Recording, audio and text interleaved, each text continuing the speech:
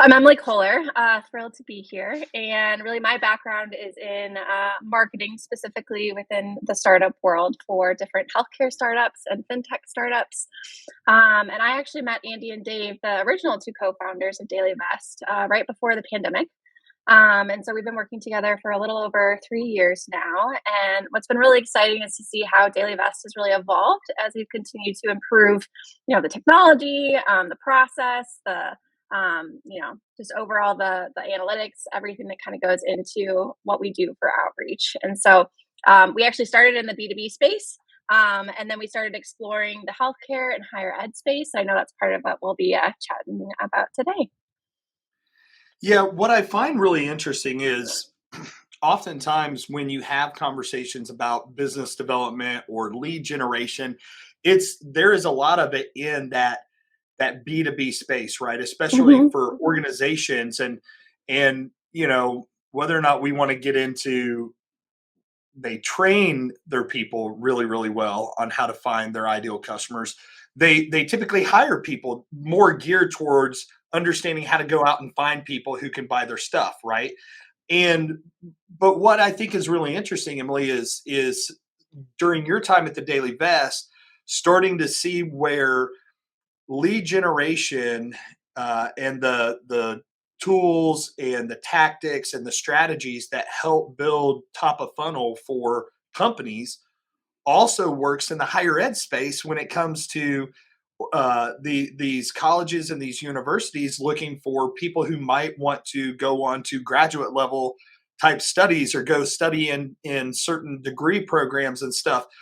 How have you seen from your time in marketing and startups? What do you think that's shown you about lead generation and business development and finding your ideal customers in higher education? So I like to break it down kind of back to the basics of, there's an inbound strategy of folks coming to you and asking you for more information. And in the higher ed world, that often looks like applying for a program. And then there's the outbound. And so what I think is interesting about B2B is, you have to do both in order to be successful. So I think Mhm. historically in higher ed, a lot of the focus has been more on that inbound side of things in terms of waiting for someone to come to a career fair or to fill out a form or to call an admissions person. And what I think we've been able to bring to the table is, another piece of that strategy of being proactive and reaching out. So really identifying who is the ideal student profile, what are their characteristics in terms of what their background might look like, the organizations they might be a part of today, their job titles, all sorts of data points, and then building, those target lists to be able to reach out with really thoughtful messaging from an actual real person at the university or college that we're working with. Yeah, that's really interesting because you mentioned, meeting the co-founders Andy and Dave before like pandemic, right? Hmm. And so I feel like, and I'm a marketer too, I feel like marketing has completely shifted in the last 2-3 years than over the last 10. And so with with admissions or enrollment, just going to see a campus, like I guess you couldn't do that. So it's really cool to see, and we'll probably dig in more like using that technology to reach people who can't physically come in and see the campus. And that was kind of the sell for me. Like, from an undergrad perspective, it was like, oh, this is cool. I can see myself studying here in the quad or hanging out somewhere else. But, that was the big attraction was, can I, see students? Can I see the campus? Can I see where I'm going to live? And now it's like, how do I learn about a campus that I want to learn at? For sure. And I think what's so interesting is, especially with a lot of the graduate programs that we work with, no longer is it so much about having to be there in person. There's so many hybrid approaches that are way more affordable as well. But a lot of the struggle I think these universities are having is like getting the word out around these really specialized niche programs that a lot of folks would be interested in if they knew they existed. And so, we always talk about not doing a spray and pray method of, the billboard Mhm. or the radio ad where you're not as targeted, but instead, really being specific with who you're reaching out to about that specific program. Yeah. Well, Emily, and that's what I think is that's the thing that I think is so interesting about all this, right? Because we know in marketing and sales, we know that the more specific we are on the customer that we're targeting, the personas within those organizations that we're targeting, all those things, we know that from a business a business to business perspective is incredibly important, yet it's still not done, right? Like a lot of companies don't take a lot of time to really dig into that side of it. Or if it is, it's mostly on the marketing side and there's not a lot of feedback from the sales side. But you have salespeople who are trained to go do this. How do you view like these people that sit in some of those recruitment centers that are making, that are fielding some of those calls? How does having a more proactive approach change their development, or how they're developed with having these new conversations that they're drumming up from a business development standpoint? So I have to start with just saying that the folks in higher ed are the nicest folks I have ever had the pleasure of working with. Like they're there because they're passionate about the programs or about the university. And really like what's been an absolute joy is being able to help connect them with potential students who they want to talk to. So what we're doing is really taking the place of a lot of the manual outreach that they might have had to do, historically, and really working to fill their calendar with meetings of folks who are raising their hand and saying that they want to learn more.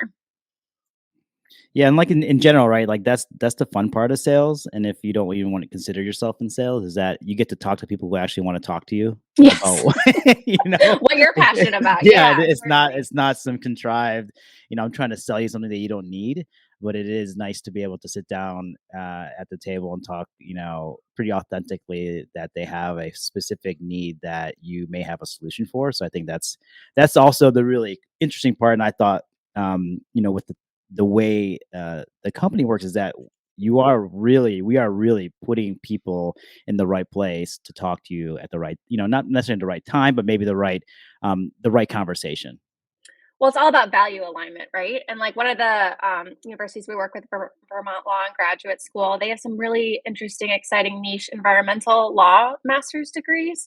And it's been so fun to hear like the feedback of the folks in admissions who are now speaking to a lot of these students where, they didn't know there was an animal protection policy master's degree that could set them up with so many different really interesting roles post graduation or even, while they're in the program. And so, I never knew about that before, but now having, we went and visited campus, met a bunch of folks. And, after that, it was just like so powerful to be able to like take that back into what we do of like understanding, that we're really helping spread their mission and their values to folks who, want to, or who believe in that same thing and want to be empowered to do that good work.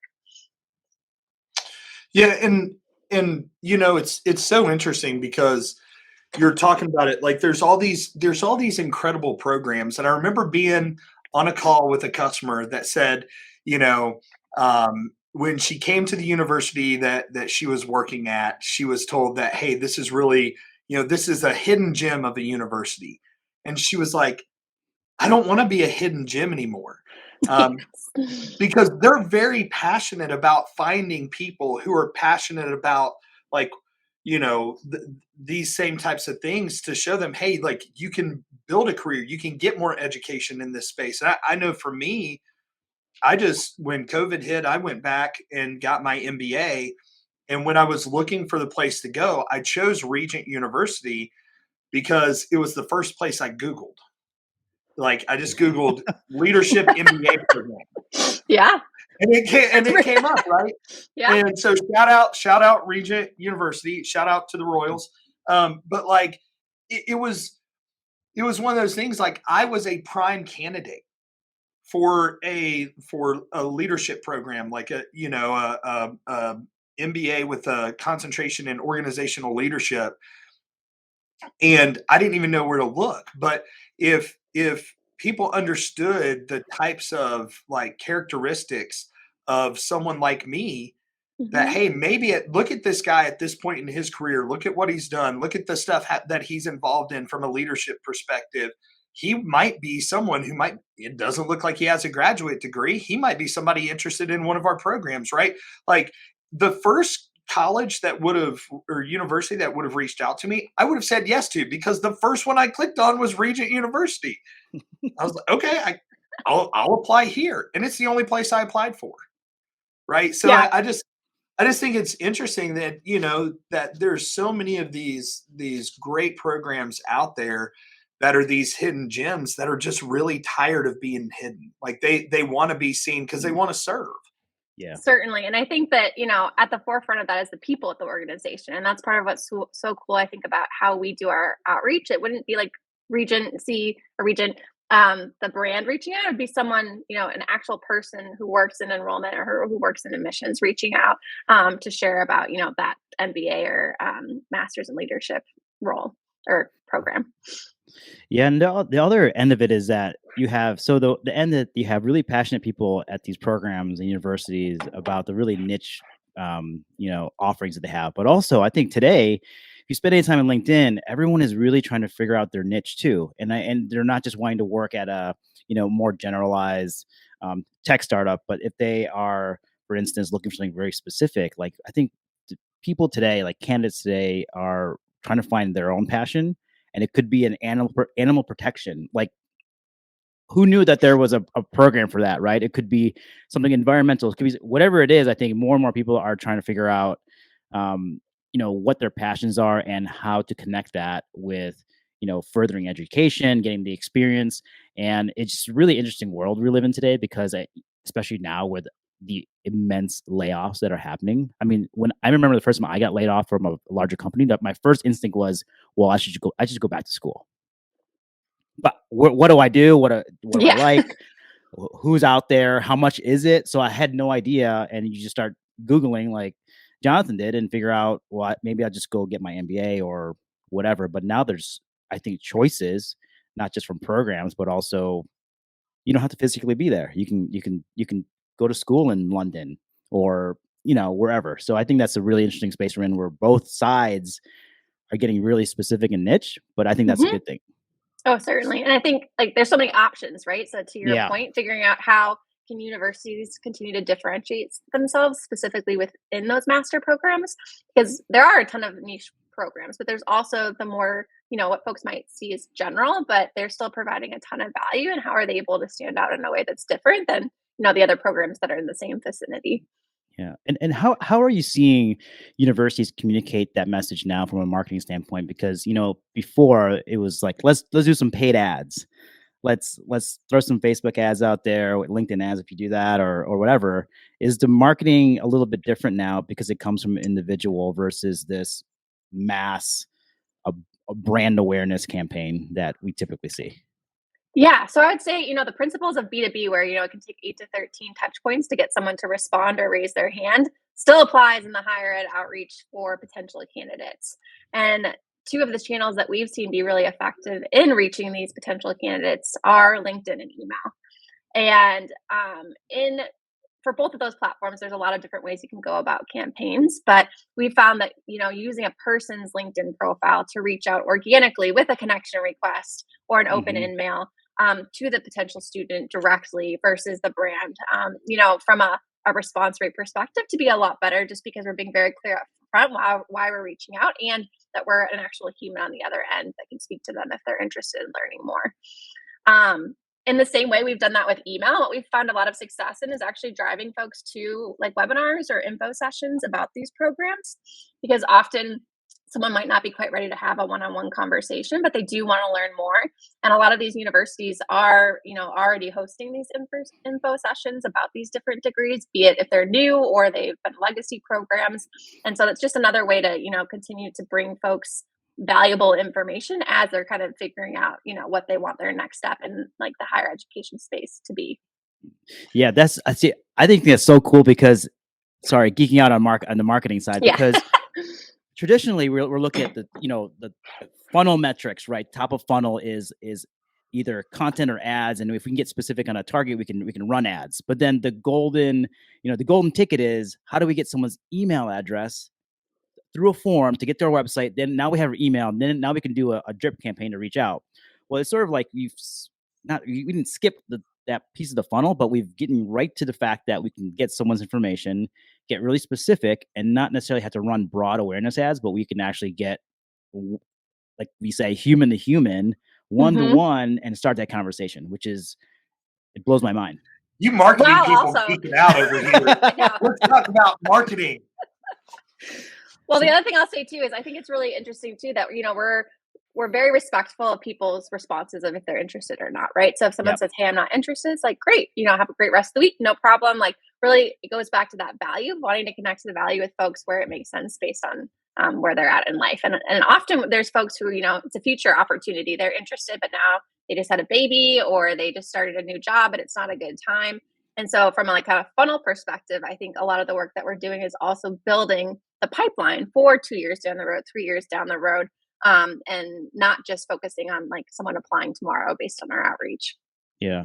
And you mentioned like it is for Jonathan. Your question for you is like, 18 to 13 touch points, right? For a really great salesperson like yourself, like that's possible, right? Like that consistent, effective, but we can't really expect someone to do that consistently over time and at scale. Look, what I find so interesting about it, you guys are geeking out on marketing. I'm over here going, okay, but I want to know what is the increase in conversations and then conversions to enrollment that this type of outreach using LinkedIn and email, using different types of services like at the DailyVest, like what is that return on? But then also, Emily's right, 8 to 13 touches in B2B. Now, all of my career has been in business development and new customer acquisition, right? Going out, everything from cold calling to knocking on doors, a phone warrior, a street warrior. It doesn't matter what you want to call it. I did those things. And even, have done that on a national and global level, also leading teams doing it. And the biggest roadblock to being able to make that many touches is really a person's willingness to do so and to last through the 8 to 13 touches, because you have to be intentional about it. And I was having this conversation with a sales guy a few weeks ago. We were talking about business development. We were in this, he was asking me, well, but I know that there's this project and I want to talk to this guy. And I called him and I never heard back from him. And I was like, okay, when was the last time you called him? 2 weeks ago. Okay, cool. How many times did you call him 2 weeks ago? Once. What else did you do? Call me. And so that's the thing. It's not the inability to do it. It's the willingness to do the things every single day around all of the other responsibilities that you have to be able to make all the touches. I would say it's not even willingness. It's just like human frailty, right? Like we're not able to always do everything that we want to be able to do. And so that's where technology is so exciting, that it can come in and help support that, where you can have a strategy where you build out those thoughtful 13 touch points, put them into an email sequence, and then run someone through it where they have an opportunity to opt out at every step. But if they don't, they're continuing to get a stream of messaging that's helping encourage them and educate them on the opportunity that we're presenting. Yep. Exactly. And it's the consistency, right? And what I always tell people is, automation can still have authenticity. It can still, when you're taking the time and you really think about what's happening, is someone taking the time when it's done right, which I believe it is done right at the DailyVest, taking a lot of time on the front end to build those ideal customer profiles so that there's an intimacy there of truly wanting to know who that person is, who that persona is, who that best person is for that graduate program, right? There's a intimacy level there because there's a seeking of getting to know all the things, the characteristics and the demographics and all these different variables about that person. So because they're the best person you're going to be able to serve with your program, right? That wants it, that wants to go out and use it to make a difference. And so, when it's done right and you really do that ideal customer profile or persona building really well, then that scale through automation is still really authentic because of the work that was done, not only in the profiling, but then in the messaging of how you're communicating to them. It's still 1-to-1, but it's 1-to-1 times whatever that number is. Yeah. Well, and to that point, I feel like the authenticity continues when they actually have that meeting with the person who's reaching out, right? And what's been really cool for me to see is that often these folks will meet with these potential students, they'll have a conversation, and in the course of the conversation, sometimes that specific program isn't the right one, but there's another program at the university that makes it like makes sense. And so there's still this like, consultative approach of not just trying to push one specific thing. It's more about like, what are your career goals? We thought that based on your background, this might make sense for you, but perhaps Hmm. another program would better support where you're looking to be 3 years, 5 years down the road. You know what I find amazing about this though, I love Emily? that. Like even as you're talking about it, and Carlo, I think you'll both get it extremely when I say it. It sounds like recruitment for graduate programs is just like sales. Whoa. And when sales is done the right way, right? Because for Yeah, them, it's the right not way. about it's so amazing to graduate programs. To your point, Emily, it's like, oh, you get in, you start having a conversation, you start finding those pain points or those interest points, their goals, their challenges, right? And you're listening to them, and they go because whether or not there's people who talk negatively about higher education, and I get there are some areas where it can be improved, but I truly believe that, especially when you get in the graduate level, those people want to help you accomplish your dreams, right? Mhm. And so they're talking about this stuff, and then they're like, "Oh, this doesn't sound like the right thing for you in my program, but you might really like this one." What they're doing is they're replacing one solution with a better solution that is a better fit for the customer. It's sales, and I that's where I think even within this area of the university, what the Daily Vest is doing and the focus is helping them become better at sales so that they can have the right conversations with the right people. They might not want to think about it as sales, but recruitment into programs is selling. And Mhm. it's a noble art. Yeah, no, and I think recruitment into not just the programs, but like the university itself. Well, Like yeah, the yeah, experience. Because I mean, I changed my um, my major probably 5 6 times when I was undergrad. But my Me too. experience walking out, experience walking out of school was just that. It was a really great experience. From socially, it was I got an education out of it, but also it wasn't the specific program, but it was the overall holistic experience of school. And I think it's really interesting that I think we've said a few times where undergraduate enrollment may be declining, but graduate enrollment is inclining, it's increasing. And I don't know like the specific metrics of why, but part of me wants to feel like because of the how crazy the world is today, like you can actually have civil discussions inside higher education, like a safer space to do that. And I think that's really attractive if you're not getting that every day, because I feel like everything is so combative, even on social media or even when you talk to your friends and family about politics and stuff like that. But if you get into a safer space, like a place like higher ed, there could be a place for civil discourse. Again, like Yeah. that we don't have. Well, and I completely agree with that, and I would say that it's been interesting to see that a lot of the folks that, are often interested in these different graduate programs just from the work we've done are either job changers. So, they started Mm, their career in one way, and then as they evolved and grew as a person, they recognized another area of interest and, they wanted to be able to make that switch, but, their background wasn't in that. Or a lot of folks already have a master's degree, but they want another one just to be able to expand their knowledge base. And often from a career perspective, that adds on additional credentials that based on their industry makes sense. And so yeah, those are kind of two of the common themes that we've seen in terms of the responses. what very Emily, when you're working with these higher education programs, and because I want to be, I would like us to address it in this way. And you're having discussions around what the Daily Vest does and how the Daily Vest helps orchestrate those right conversations with the right people at the right time. What are the biggest obstacles that you're facing when it comes to why someone in higher education would not choose to use technology and use resources like this to reach their people? Hmm.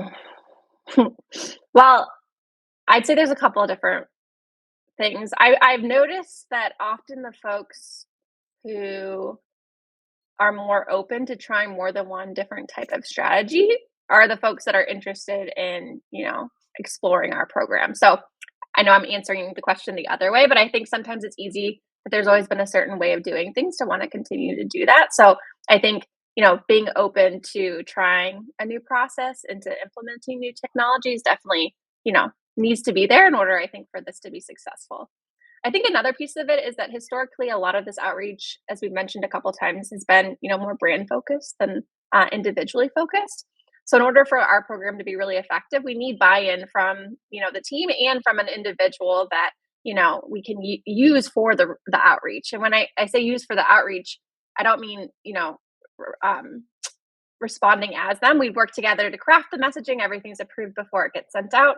But then, we can create all of the hand raisers in the world, but if there's no one on the other end to respond to those hand raisers, then we're really creating activity just for activity's sake. So something we always talk about before kicking off a project with anyone is making sure the adequate support is in place on the university side to make sure that they can capture the value of the conversations.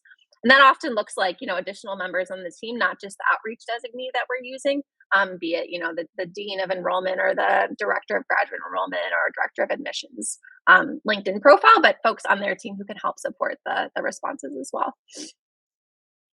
Yeah. Do you think is the ones that are more open and they're like, we've done everything, we've tried everything, and we're, you're starting to see this a lot more in B2B too, as the millennial generation starts taking more leadership roles and responsibilities. There's a lot less of this is how we've always done it, so this is how we're always going to do it, right? So there's a little bit of shift there. The ones that are like, you know what, we've done it this way, we've been getting the same results, it's the definition of insanity, it's time to do something different. What are the conversations like after you're running the program and you're running campaigns and people are raising their hands saying, yes, I'm interested in that, hamster veterinarian master's program for hamsters and guinea pigs. And I want to go do that. What are those conversations like with those people who took a chance on doing something different? I mean, it's super exciting to get the emails of there's another one, or like I looked at the queue and there's 15 more today than there were yesterday, folks who want to have conversations. Now, obviously all of those folks won't end up applying, but I think what's been really cool is that, we put processes in place where often we're starting everyone on a pilot. But what's so fun to see is when we're, going past the pilot to a longer engagement, and then even increasing the engagement in terms of being able to support more programs. And we've had that happen with some of the universities that we've worked with, and it's super exciting just to see. It's not just the proof of concept, but it's the continual value that we're able to bring to a variety of these different programs. Any questions, Carlo? No, that answered all my questions right there. I can obviously cut out that long pause there. Yeah. I think a really interesting question is, because I think it actually is really important. What does it mean? Why is it so important for these graduate programs and these ones that might be more highly specialized and niche? Why is it so important for them to find the people and get the people into the program that are interested in it? What does that mean for them as a program in a university? Well, a lot of these programs are newer. And so in terms of thinking about outreach, there's, being reactive and being proactive. And so I think often in order to prove success of these programs and to continue the funding or continue, the board being on board with these new programs, you have to have a certain number of folks enrolling, a certain number of folks inquiring about the program. And so I think not doing it, and it doesn't even just have to be DailyVest, right? It can be a variety of different ways to be able to do more targeted, specific outreach to these potential candidates. It's amazing how many folks just don't know. Because when you think about like our day to day, we're inundated with so much information. Think about Instagram, Facebook, email. It can be really difficult to like pay attention to anything new that you're like responsible as a person to proactively go find. like Jonathan, I think you're the outlier of like, Googling it and then, continuing on that journey. I think often a lot of us need to be chased down in order to like actually evaluate something that, piques our interest that we just don't have the mind space to necessarily go out and find ourselves. So I think, universities specifically with these niche programs can't just rely on someone Googling them and finding them, especially, given how that whole world's going to, be upended with, AI and everything that's coming and Yeah. that way. But yes, that would be my thought there. Yeah, and I think there's always something to be said about, being sought after, Hmm. as a candidate or as someone that's looking to kind of, take it to the next level in education or an experience. Is something to be said when someone reaches out and says, "Hey, we think you'd be a really great fit." You're sort of recruiting like this value and these people to your program that you think would be, an added value or a culture add to what you have going on. I think there's something to be said there, and people like that feeling that they're getting recruited or asked to come check it out, right? I think that's also, I think people are getting smarter and also getting sick of getting retargeting ads. If I were just to go go to a, Fair. I go to a website or university site, and then all of a sudden I'm getting, and that's fine. That's a strategy, right? But it doesn't feel authentic. Well, that's brand, right? Like Right, that's brand, that's right. yeah. And And that's and fine. I think I think you have a point. Like, also think about it this way: when I got done with as I was getting done with my MBA program, I got reached out to by Regent reached out to me and they were like, "Hey, based on your grades, because I was horrible undergrad, bad. I didn't even know I could get into a graduate level program. To be honest, like I'm not lying. I didn't think I was like, I don't know that I'm going to get accepted. My GPA in my undergrad was awful. Um, but what was interesting is I got asked to be in a doctorate program. And they were like, "Hey, your grades, 3.87." I was an A minus away from, really close. But Look at that. hey, we want you in this program and all this stuff. And it was a doctorate in strategic leadership, and there was a little bit at that moment of validity to what I felt like my calling was in my life. And I think that's something too that when Carlo, to your point, when there's this seeking out of people and you feel like, man, like they're reaching out to me, there's a little bit of that validation of that stirring that people have of like, man, I've been wanting to look into something like that. Maybe, and not all people are going to take that Right. stirring and do anything with it. But the ones like me who get reached out to like that get that little bit of validation, that little bit more of that poke, that like that thing that you've been wanting, like, yeah, you can do it. And look, there are people that believe that you can do it also. And I think that's powerful.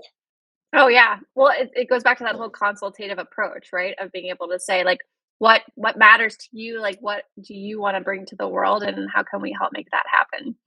Because we don't get asked that question a lot, No, Emily. we don't.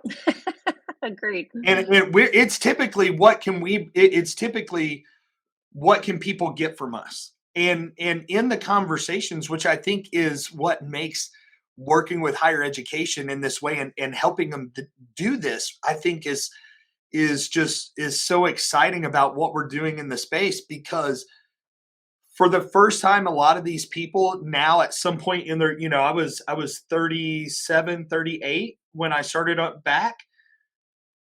I was at that point in my life where it was really like, is my dream really something that I can do, or Mhm. am I always going to be here doing this, right? Which is, and it's not bad to work for people or anything like that, but it was Mhm. more about what I could give people instead of, that that's so good, Emily. It's the give versus the get, right? That's what That's it kind right. of boils down to. And let's be honest, Yeah, Excuse me. Jonathan was writing down. I mean, Dr. Darling sounds pretty good. dude. D As a squared. kid, as a kid, before I was told I was too poor to be a doctor, um, I wanted to be a doctor. I wanted to be a pediatrician because my name is literally, Jonathan Darling. John Darling, Peter Pan, I would have been a pediatrician. My whole entire office would have been decorated in Peter Pan, and I would have been Dr. Darling. And I told my wife, that's the only reason why I did not go back and get my doctorate is one, graduate level school is difficult. And when you're old enough to understand the value of what you're learning, the effort you're willing to put in is so much greater. So if anybody's out there thinking, Yeah. I wasn't a great student in my undergrad, I'm telling you, I wasn't either. But you want it, it's different. It means more because you actually understand this can help you get to where you want to go in your life. But like it's graduate level school is hard and it's fun. No joke. And it's no joke. But you can do it. Mm-hmm. Yeah. Well, Emily, this is a great episode 1, and I really appreciate being able to talk about this because this whole higher education and what we're doing at DailyVest with them has really, as a sales guy, brought a new excitement to me because there's loving sales so much from a standpoint of believing sales is service and being able to help find customers that we can serve with what we do is something I've been passionate about for a long time and mostly in the B2B space. And now thinking that there's another area where I can maybe share some of that passion of things that I've learned from my time in business development and new customer acquisition from the sales side of things, now partnered with some incredible people who not only know the sales side, but also the marketing side where we can really help bridge that gap, right? Mm-hmm. And move them from indirect brand marketing, to more human to human marketing, which I love that.